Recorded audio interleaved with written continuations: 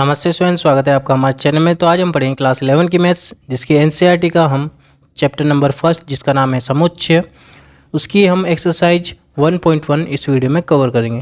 तो चलिए शुरू करते हैं। निम्न में कौन से समुच्चय है, अपने उत्तर का औचित्य बताइए। तो सबसे पहले हमें ये याद होना चाहिए कि समुच्चय होता क्या है। तो यानी कि वस्तुओं या अवयवों का ऐसा समूह जिसके द्वारा हमें पूरी संपूर्ण रूप से एक सुनिश्चित जानकारी मिले, ठीक है ना। तो वही क्या कहलाते हैं, समुच्चय कहलाते हैं।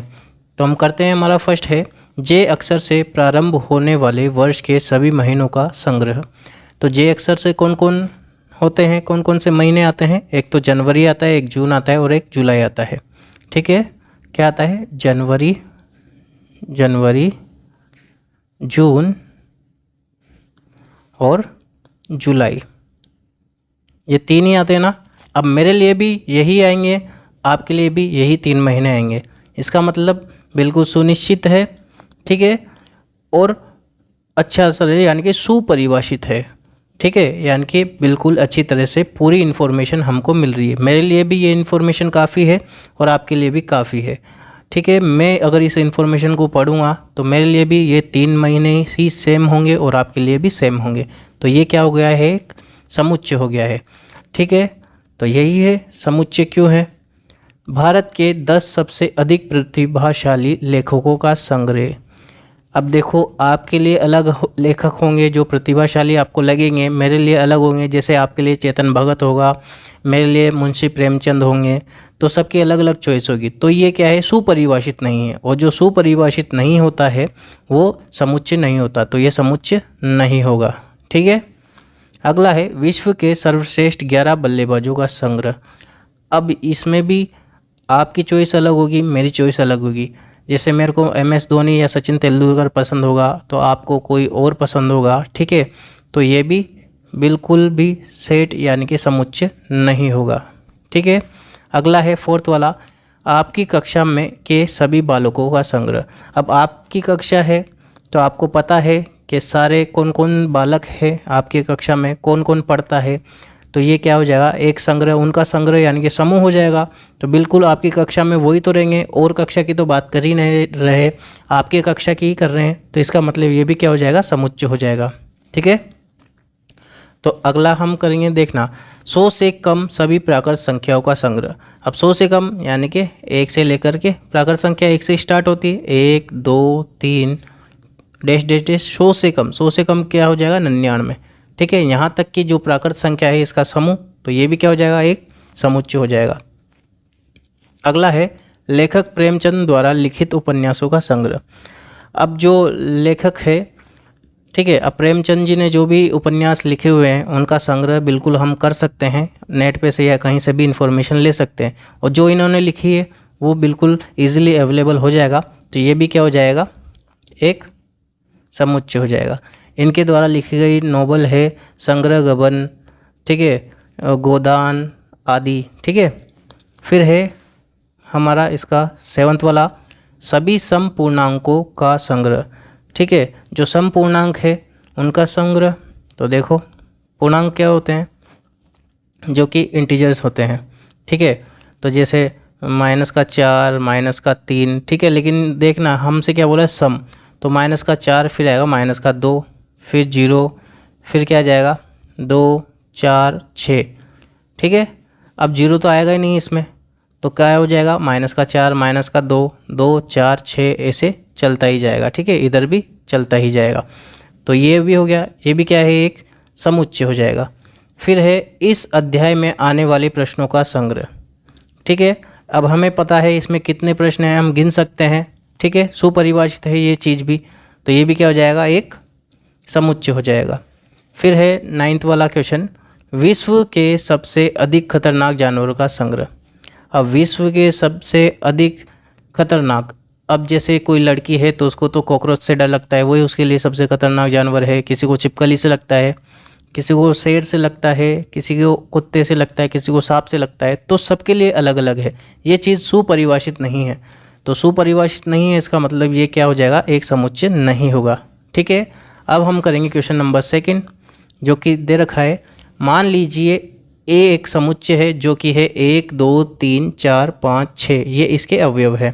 रिक्त स्थानों में उपयुक्त प्रतीक, ये इसको बोलते हैं एप्सिलॉन बोलते हैं, यानी कि बिलोंग्स टू, यानी कि इसके अंतर्गत है, और इसका मतलब होता है बिलोंग्स नॉट, ठीक है, यानी कि नॉट बिलोंग्स टू, इसका मतलब अंतर्गत नहीं है।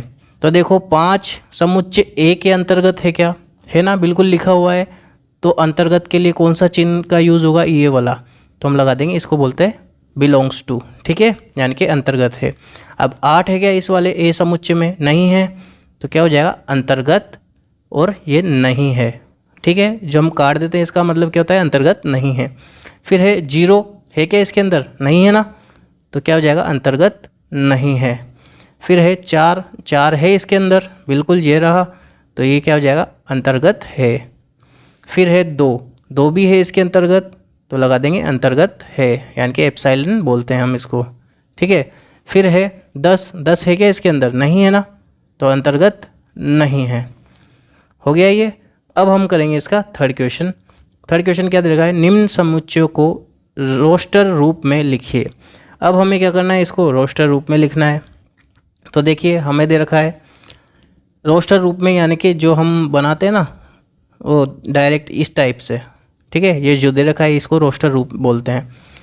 तो देखो a बराबर x क्या है, एक पूर्णांक है, और क्या है -3 से तो बड़ा है और प्लस के साथ से छोटा है, ठीक है। तो -3 से बड़ा, तो -3 से बड़ा क्या हो जाएगा, माइनस का 2 -1 0 1 2 3 4 5 6, क्योंकि 7 से छोटा है ना, तो कहाँ तक आएगा, 6 तक आ जाएगा प्लस के, और यही हमारा क्या हो जाएगा, इसका समुच्चय हो जाएगा a बराबर, ठीक है, बस बन गया। और क्या करना है, इतना सा ही करना है।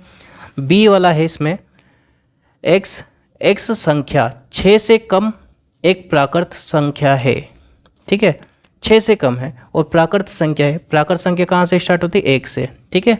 तो b समुच्चय हमारा हो जाएगा 1 से स्टार्ट होती है, 1 2 3 4 5, क्योंकि 6 से कम है, और 6 से कम क्या होता है, 5 होता है, तो 5 तक ही हमारा ये आ जाएगा इसका आंसर, ठीक है।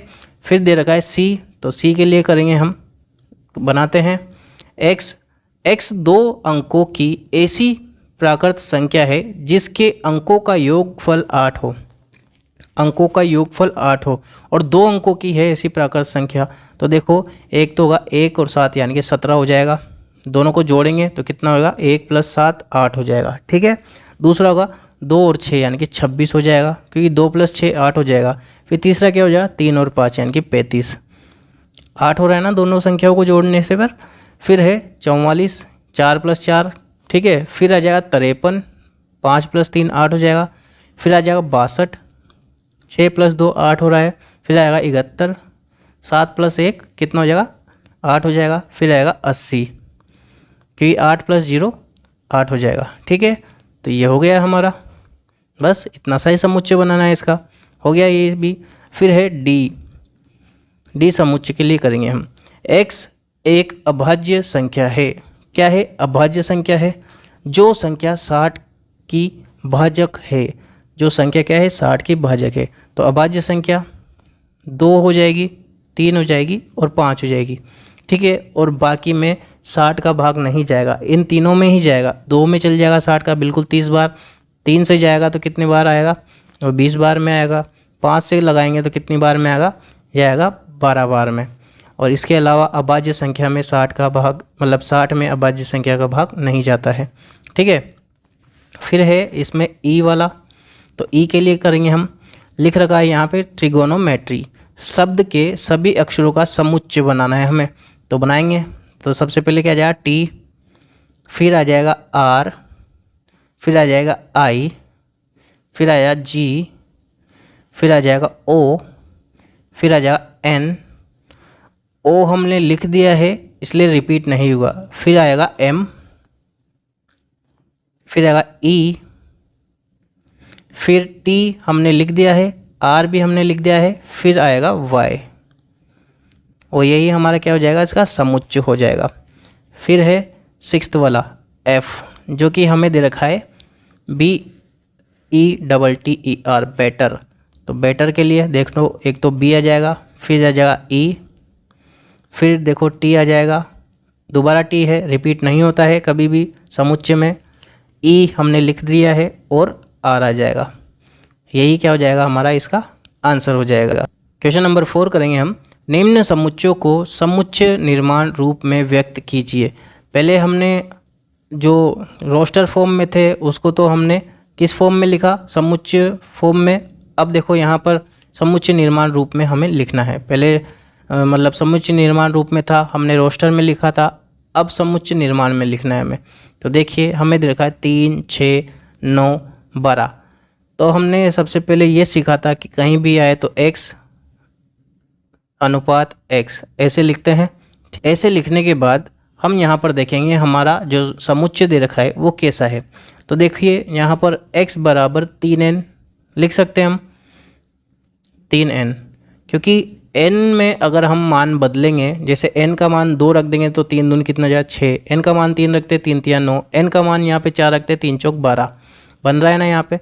तो ये हो जाए x बराबर 3n, ठीक है। और जो n है उसका मान कहाँ से कहाँ तक है, 1 से लेकर के हमने 4 तक मान रखा, तो क्या हो जाएगा 1 से तो हो जाएगा वो बड़ा या बराबर n का मान, और क्या हो जाएगा 4 के बराबर या उससे छोटा है।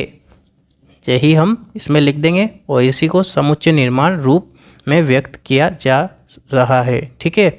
इसको भी ऐसे ही करेंगे, क्या हो जाएगा x सच डेट बोलते हैं इसको, क्या बोलते हैं सच डेट। तो x बराबर 2n, यहाँ पर देखो 2, 4, फिर 8, फिर 16, फिर 32, ठीक है। मान रख रहे हैं ना यहाँ पे, तो देखो 2n, और जो n का मान है, n का जो मान है x से बड़ा या बराबर है, और किससे छोटा है, 5 से छोटा है। तो यहाँ पर क्या लिख देंगे हम, 2 की घात तो n है, क्या है 2 की घात n, और जो n का मान है वो 1 से लेकर के कहाँ तक हो जाएगा, 5 तक हो जाएगा, ठीक है। यहाँ पर क्या लिख रहा है, ये है 2 की घात n, ठीक है। 2 में यहाँ पर n की घात हम लगाते जाएंगे तो हमारा ये समुच्चय बनता जाएगा, ठीक है। अगला हम करेंगे थर्ड वाला। यहाँ पर भी x सच डेट x, अब यहाँ दिख रहा है 5, 25, 125, 625, तो यहाँ पर लिख सकते हैं हम x बराबर 5 की घात n है, और इसकी घात कहाँ तक बढ़ाई हमने 4 तक, ठीक है। तो हम लिख देंगे कि 1 से तो बड़ा या बराबर है n का मान, और छोटा या फिर बराबर है 4 से, ठीक है। और यही हमारा हो गया इसका समुच्चय निर्माण रूप।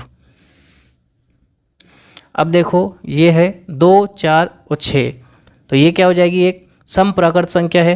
तो हम लिख देंगे यहाँ पे डायरेक्ट x सच डेट x एक सम प्राकृत संख्या है, क्योंकि देखो 2, 4, 6 और ऐसे चलता ही जा रहा है, तो सम संख्या है, और कौन सी संख्या है, प्राकृत संख्या है। तो लिख देंगे हम x एक सम प्राकृत संख्या है। फिर है 1, 4, 9 और 100, तो ये देखो वर्ग है ना, तो हम लिख देंगे x, ठीक है, बराबर n स्क्वायर, यानी कि n का स्क्वायर वर्ग हो रहा है ना। और n का मान देखो कहाँ से कहाँ तक है, 100 किसका वर्ग होता है, 10 का, और 1 का वर्ग 1 होता है, तो 1 से लेकर के यानी कि 1 से बड़ा या फिर बराबर है n का मान, और छोटा या फिर बराबर है 10 के मान से, ठीक है। n का मान यहाँ से यहाँ तक है। अब हम करेंगे क्वेश्चन नंबर 5। देखिए क्या दे रखा है, निम्न समुच्चयों के सभी अवयव यानी कि सदस्यों को सूचीबद्ध कीजिए। यानी कि हमें इनका सूचीबद्ध यानी कि किस रूप में लिखना है, हमें रोस्टर फॉर्म में लिखना है, यानी कि रोस्टर रूप में लिखना है इसको। तो a बराबर x एक विषम प्राकृत संख्या है, विषम है, तो विषम कौन सी होती है, 1, 3, 5, 7 ऐसे चलता ही जाएगा, ठीक है। ये हो गया, बस लिख दिया हमने, सूचीबद्ध कर दिया हमने इसको। हम अब अगला करेंगे b बराबर, ठीक है, x एक पूर्णांक है, और कहाँ से कहाँ तक है, -1/2 से लेकर के 9/2 तक। अब 9/2 को अगर हम करेंगे तो कितना आएगा, 4.5, ठीक है। और 1/2 को करेंगे तो 0.5 आएगा माइनस का, यानी कि इससे तो बड़ा है और इससे छोटा है, यानी कि 4.5 से छोटा है, इसका मतलब 4 तक है, ठीक है। और 0.5 से बड़ा है माइनस का, यानी कि कहाँ से है, 0 से है, तो यानी कि 0 से लेकर के 4 तक है। तो 0 1 2 3 4, क्योंकि 0.5 से तो बड़ा है और 0.5 से बड़ा यानी कि 0, और 4.5 से छोटा, 4.5 से छोटा यानी कि 4, तो 0 से 4, तो हम लिख देंगे 0 1 2 3 और 4। फिर अगला है थर्ड वाला, क्या दे रखा है, c है, जो कि x एक पूर्णांक है और x स्क्वायर का मान छोटा है या बराबर है 4 के, तो लिख देंगे हम। देखो तो माइनस के 2 का अगर स्क्वायर करेंगे तो भी 4 आएगा, ठीक है, आ रहा है। माइनस का 1 ये भी आ जाएगा, यहाँ पे माइनस का 1 रखेंगे तो, ठीक है। फिर हम इसमें लिख देंगे हाँ 0, 0 का स्क्वायर ये भी छोटा होगा 4 से, होगा ना। फिर 1 का स्क्वायर ये भी छोटा होगा और 2 का स्क्वायर भी छोटा होगा। अब 3 का करेंगे हम तो वो बड़ा हो जाएगा, तो ये हमारा जो यहाँ पे हमें असमीका जो दे रखी है इसको संतुष्ट नहीं करेगा तो गलत हो जाएगा। तो हमारा कहाँ से कहाँ तक हो जाएगा ये समुच्चय, -2 से 2 तक का यह जो हो जाएगा, ठीक है। अगर ऐसे समझ में नहीं आए तो आप यहाँ पर मान रख करके देख लेना x का, ठीक है। यहाँ पे मान रखेंगे हम -2 रखेंगे, इसका स्क्वायर करेंगे तो इसको संतुष्ट करना चाहिए इस असमीका को, ठीक है। तो यानी कि 4 बराबर है ना 4, बिल्कुल, तो राइट हो जाएगा ये। यहाँ पे -1 रख देंगे, इसका स्क्वायर, ठीक है। तो देखो यहाँ पे क्या हो जाएगा, 1 छोटा है ना 4 के, बिल्कुल राइट हो जाएगा। इस तरह से हम इसमें रख करके देखेंगे और हमारा क्या बन जाएगा, एक समुच्चय बन जाएगा। फिर है इसका फोर्थ वाला पार्ट, देखिए D बराबर हमें दे रखा है लोयाल शब्द का एक अक्षर है, तो D बराबर क्या लिखना है, बस यही लिखना है L, फिर O, फिर Y और A, क्योंकि L आएगा इसके बाद जो कि दोबारा नहीं लिखते हैं हम समुच्चय में। फिर है E वाला, तो E वाला लिखेंगे हम, क्या दे रखा है, X वर्ष का एक ऐसा महीना है जिसमें 31 दिन नहीं होते हैं। अब यहाँ बोल रहा है 31 दिन नहीं होते हैं, 31 दिन होते हैं वो वाली बात नहीं कही गई है यहाँ पे, 31 दिन नहीं होते हैं। तो देखो 31 दिन किस में नहीं होते हैं, एक तो फरवरी में नहीं होते, तो यहाँ आ जाएगा फरवरी। फिर 1 अप्रैल में नहीं होते, अप्रैल में 30 होते हैं, अप्रैल, ठीक है। फिर है जून, फिर है सितंबर, और फिर है नवंबर, ठीक है। बस यही बन गया है हमारा। फिर अब बोल रहा है F यानी कि X अंग्रेजी वर्णमाला का एक व्यंजन है जो K से पहले आता है, K से पहले आता है F। तो देखो अंग्रेजी वर्णमाला का एक व्यंजन है, यहाँ पे स्वर की बात नहीं कही गई है, व्यंजन की, तो इसलिए A E I O U नहीं आएगा इसमें, ठीक है। तो हम लिख देंगे F बराबर, तो यहाँ आ जाएगा A को छोड़ना है तो B, ठीक है।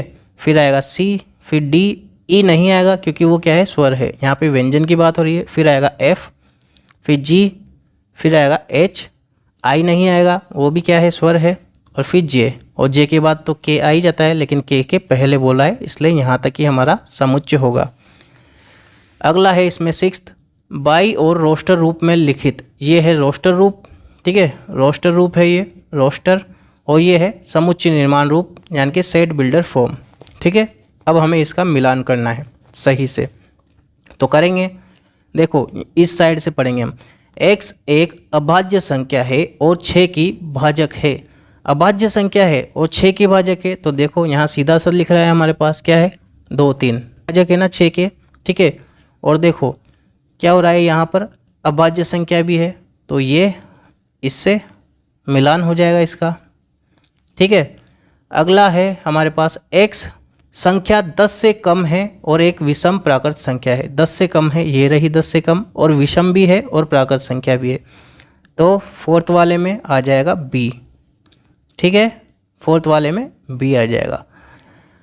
अब देखो मैथमेटिक्स के लिए बोल रहा है यहाँ पर, तो मैथमेटिक्स के लिए ये रहा, ये लो मैथमेटिक्स शब्द के लिए, इसमें थर्ड हो जाएगा D वाले में, और C वाले में हो जाएगा फर्स्ट। एक प्राकृत संख्या है और 6 का भाजक है, 6 की क्या है, भाजक है, और प्राकृत संख्या है, तो ये सी में आ जाएगा फर्स्ट वाला। और ये हो गई हमारी इसकी exercise 1.1 complete. So I hope आपको वीडियो पसंद आई होगी। अगर पसंद आए वीडियो तो वीडियो को लाइक करना। अगर आप हमारे चैनल पे नए हो तो नीचे लाल कलर का सब्सक्राइब बटन है, उसको प्रेस कर देना। उसके जस्ट पास बेल आइकन भी है, उसको प्रेस कर देना, ताकि फ्यूचर में जो भी वीडियोस आने वाली है उसके नोटिफिकेशन आपको बराबर मिल सके। हम मिलते हैं हमारी नेक्स्ट वीडियो में, तब तक के लिए बाय, टाटा, जय हिंद।